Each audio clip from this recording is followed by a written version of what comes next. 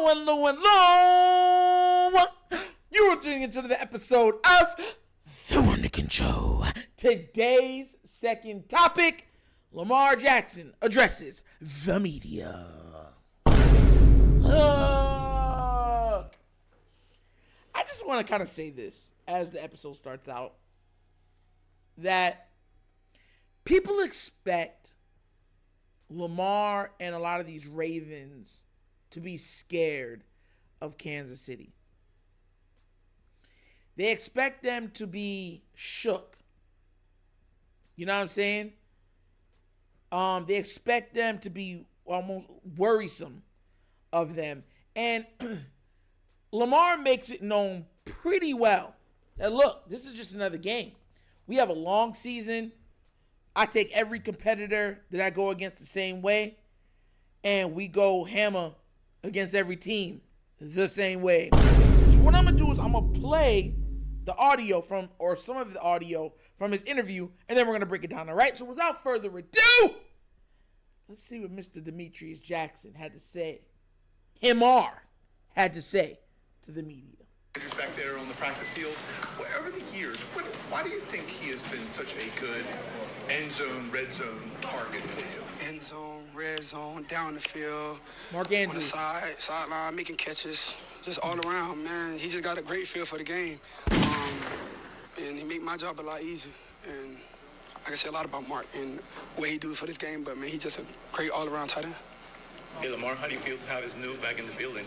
Have the Snoop? Oh man, it's great to have my brother back in the building. He said, man. Lil Great to see Snoop. him, man. You know, cut his hair, different approach, look a little like mature, like, you know. But it's great to have my brother back, man. Definitely. Or a two-part question. How much of a relationship, if you have any, with Patrick Mahomes, and just what do you see from him on the field that makes him unique, and what do you take away from his game? I don't have a relationship with him.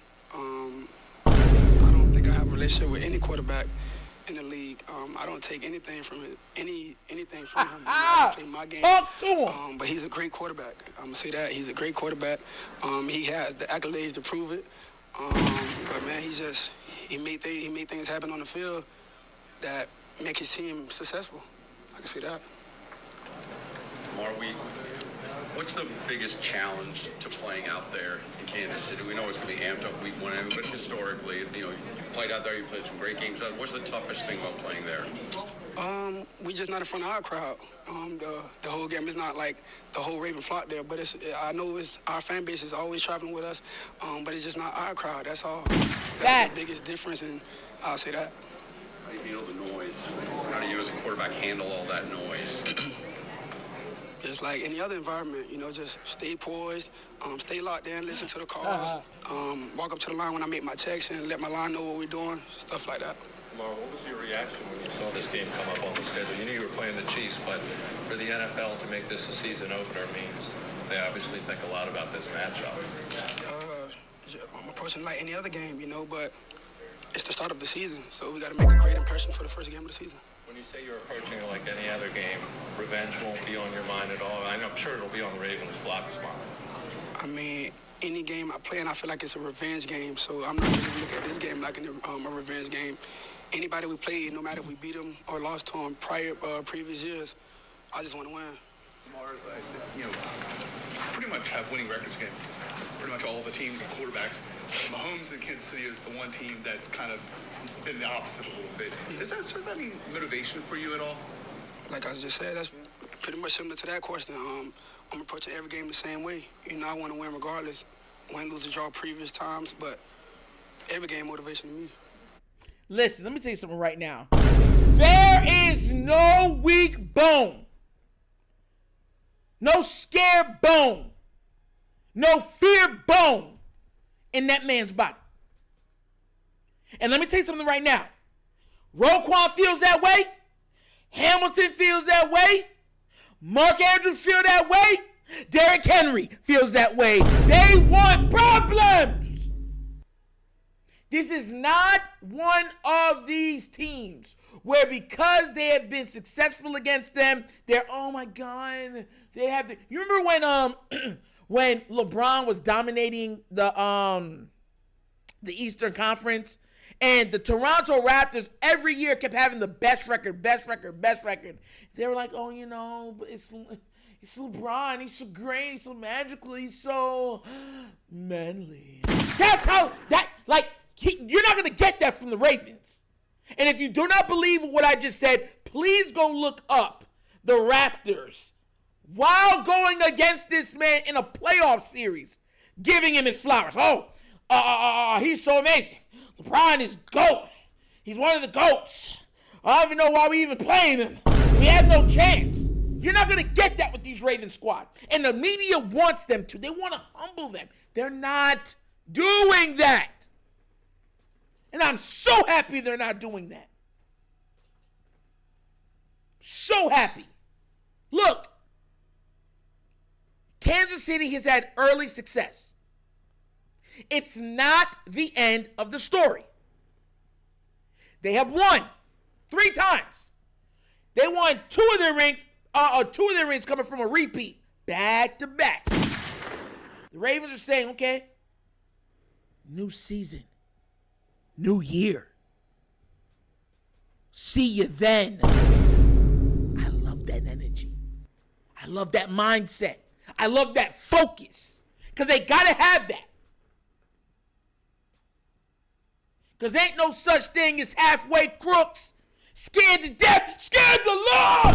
Hey, yo! I'm an 80s baby for real. But no, I'm being real. Like, I love, listen, let me tell you something right now. Competition is something that burns inside of you. When I used to play ball, I remember my father used to be real difficult, hard on me. And I used to tell him, man, I hate losing more than I like winning. Real talk. I remember my first introduction into basketball, right? It was for a rec league. I'll never forget this. I was like 10 years old. Second highest scorer in my league. In the league for our age bracket. And we lost a game where I put up 38 points. And my team really wasn't doing anything. It was like I had 38 of the 50 points. But we lost on a buzzer beater miss by me. And I remember sitting there. My dad's like, that's what life is. You win some, you lose some. And I remember the tears. I'm just mad. And I remember the tears just flowing down.